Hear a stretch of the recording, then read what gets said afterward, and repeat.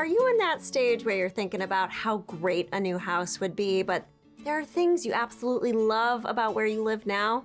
Maybe with a few changes? And moving is no easy task. Packing the boxes, moving the boxes, unpacking the boxes, finding a buyer for your house, looking for the right mortgage. Whew. Maybe remodeling seems less daunting than moving, but there are still a few things to consider. Busting the budget is everyone's biggest fear when it comes to home remodels, and with good reason.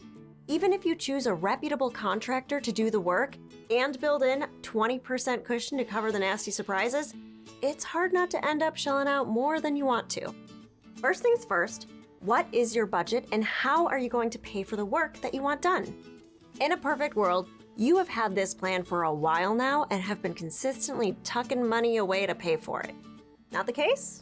It may not be a perfect world, and the need for remodeling may have come along a lot quicker than planned. In that case, talk to Scott Credit Union about home renovation options, like a HELOC, otherwise known as a home equity line of credit. They can go over the pros and cons of each option to make your decision a little easier. They may also be able to refer you to a few reputable vendors to check out. That's right, make sure you get references and make a few comparisons before signing any contracts. Now, before you give someone the green light to start busting down walls and adding a second story, go over your plan again. With some strategic thinking about design, materials, and timing, you can cut costs without cutting corners. Even the little things add up, so every decision is important. I'll give you a few ideas to get you started.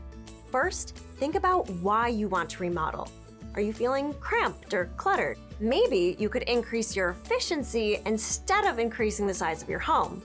Getting organized by upgrading some cabinets, replacing a few furniture pieces with some that include storage, or adding shelving to the laundry, pantry, or garage may open up your home as much as a new room would. Lightening up a dark home may also help to make it feel more open. Consider painting walls a lighter color, or giving dark cabinets a fresh new look. If you've thought about the options and are still going the route of the remodel, there are some relatively easy ways to save money. Even though you may not want to attempt to do the work yourself, and sometimes that can cost you more if you don't really know what you're doing, you can save money by doing some of the demolition. Wait, before you go busting down walls, let me be a little more specific.